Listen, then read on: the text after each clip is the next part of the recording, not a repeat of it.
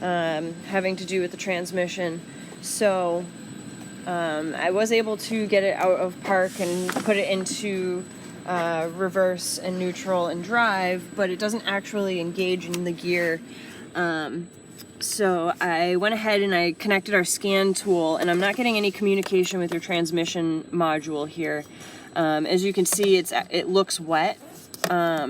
So one of the issues that we have going on is you actually have transmission fluid that is coming up from transmission itself, and it's traveling up through the connector up into the wires, and it is soaking this module here. Let me go ahead and pull the connectors out. As you can see, the connectors are all wet, and I took a couple pictures. I've actually cleaned this once already to try to get the module to communicate, but I cannot seem to get the module to communicate at all. I have some pictures though of when I first pulled it apart. You actually have small puddles of transmission fluid that has collected inside of here. So I'm not getting any communication with your module here. I am getting power and ground, so it's not a wiring issue that we have going on.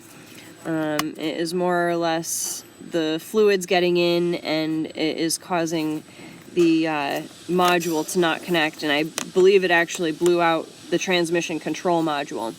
So I do recommend replacement of this transmission control module. I also recommend replacement of these two connectors and repinning them so that we can get the transmission fluid out.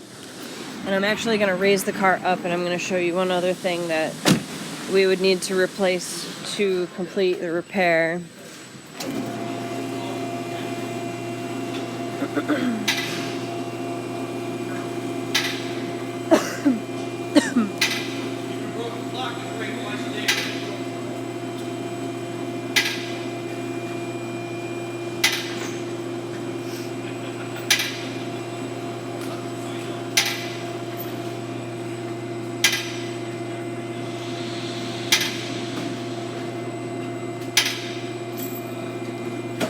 So the actual cause of the transmission fluid getting into the harness is, if you see this piece right here, dead center in this connector, the seal actually goes bad, and what happens is the transmission fluid, as you can see, this connector is a little wet too. What happens is the transmission fluid comes up out of here, and then it travels up through the harness. So I recommend replacing this piece in here as well. I'd like to start with that, see if we can get it to communicate,